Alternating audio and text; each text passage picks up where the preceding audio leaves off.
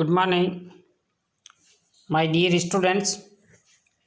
Gayatri school Sanchore के YouTube channel में आप सभी का स्वागत है।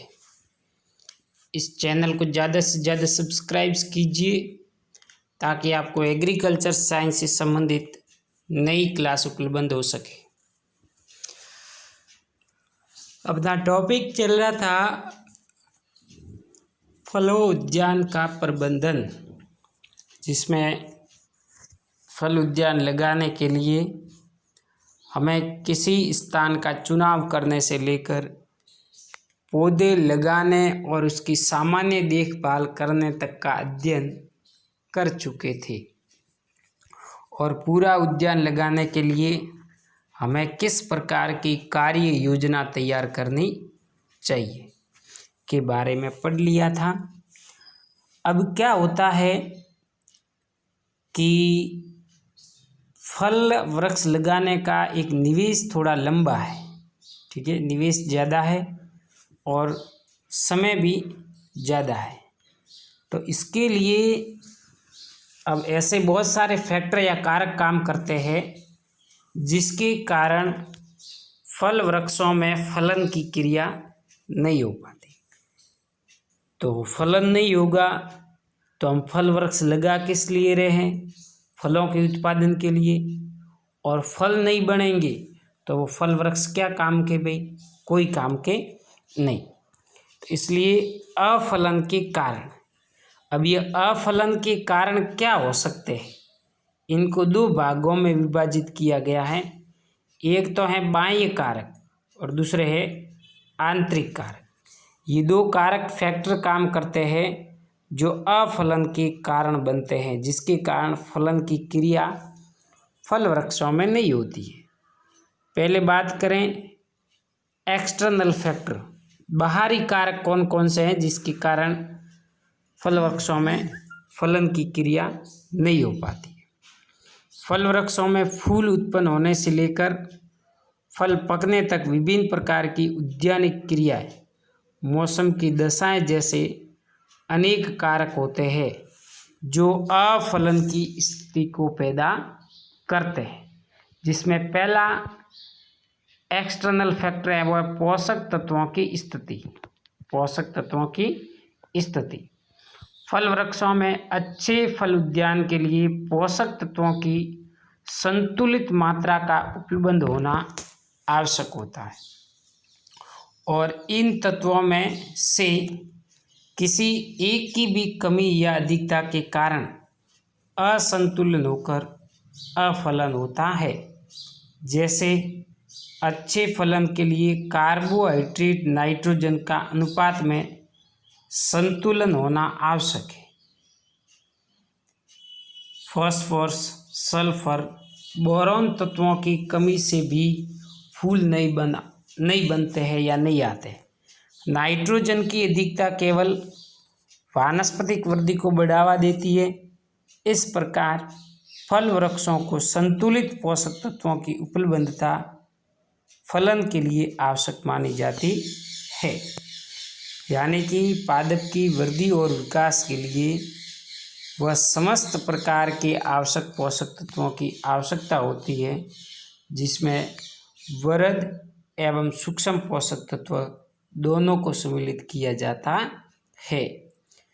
दूसरा जो बाहरी कारक है वो है वेदर, मौसम की स्थिति, यानी कि मौसम कैसा है। कभी कभी फल वृक्षों पर फूल एवं फल बनते समय मौसम में अचानक परिवर्तन से, जैसे तेज हवाएं चलना, आंधी तूफान का आना, असमय बारिश का होना, पाला, लू जैसी प्रतिकूल परिस्थितियां उत्पन्न होती है। विशेषकर फूल आते समय वर्षा, तेज हवा परागण की क्रिया बाधित करती है। इससे फलन प्रभावित होकर अफलन की स्थिति उत्पन्न करती है। यानी कि वातावरण की जो स्थितियां हैं वो क्या हो जाती है? चेंज हो जाती है। रोग एवं कीटों का प्रकोप, इंसेक्ट एवं डिजीज, फलोद्यान में कभी कभी कीट एवं रोग के कारण फलन की दशा में अत्यधिक नुकसान होता है, जिससे फल वृक्षों से किसी प्रकार उत्पादन नहीं होकर अफलन हो जाता है।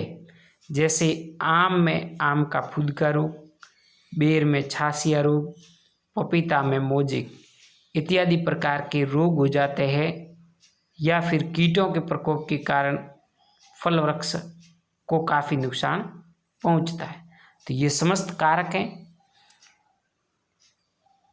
चौथा है सिंचाई। फल वृक्षों को पर्याप्त समय पर सिंचाई नहीं करने से भी काफ़ी नुकसान होता है। विशेषकर फूल फल आते समय पानी की कमी फल वृक्षों की आंतरिक क्रियाएं प्रभावित होती हैं, जिससे फलन पर विपरीत प्रभाव पड़ता है। यानी कि फूल और फल बन रहे हैं और उस समय यदि अपन सिंचाई नहीं करते हैं तो फिर मामला गड़बड़ हो जाता है, यानी कि फलन की समस्या है प्रभावित होती है। ठीक है। नेक्स्ट है टर्निंग एंड पर्निंग, कटाई छटाई का कार्य।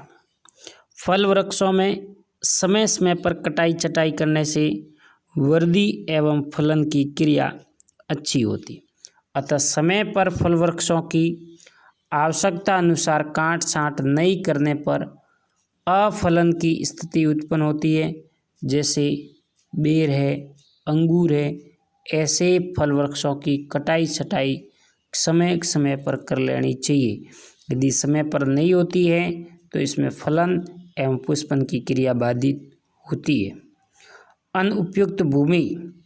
फल वृक्षों को प्रतिकूल एवं विकार युक्त भूमि में रोपण करने से भी कार्बनिक पदार्थों की कमी की स्थिति में वृद्धि प्रभावित होती है तथा उचित पोषक तत्वों के अभाव में अफलन होता है। तो ये समस्त ऐसे बाहरी कारक है जिसके कारण फल वृक्षों में फलन एवं पुष्पन की क्रिया बाधित होती है। दूसरे है आंतरिक कारक। ऐसे कारक फल वृक्षों की आंतरिक परिस्थितियों से संबंध रखते हैं, जिससे फल वृक्षों में फूल आने के बाद किन्हीं कारणों से प्रभावित होकर वह समय पर फल नहीं बन करके नष्ट हो जाते हैं। ये आंतरिक कारक 3 प्रकार के हैं। पहला है आनुवंशिक कारक यानी कि जेनेटिकली, दूसरा है दैहिक कारक फिजियोलॉजिकल, और फल वृक्षों की विकासीय प्रवृत्ति यानी कि जेनेटिकली बीमारी हो सकती है, पौधे की कार्य की से संबंधित बीमारी हो सकती है, और अन्य प्रकार के फल वृक्षों की विकास से संबंधित भी समस्या हो सकती है। तो इनको अपन आनुवंशिक कारक है वो अगले लेक्चर में डिस्कस करेंगे। आज यहीं तक। Okay, thank you.